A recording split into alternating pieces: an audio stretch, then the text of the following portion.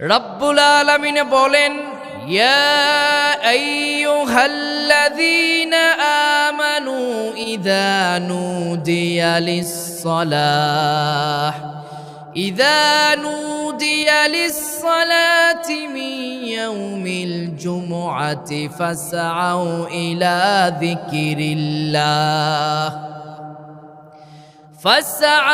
ইলা যিকিরিল্লাহি ওয়া যারুল বাই'আ যালিকুম খায়রুল লাকুম ইন কুনতুম তা'লামুন।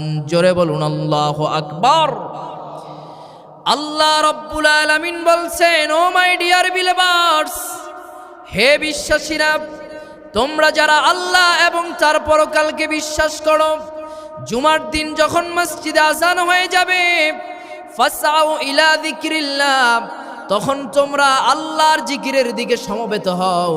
ওয়াদারুল বাই, এবং তোমরা বেচাকিনা বন্ধ করে দাও।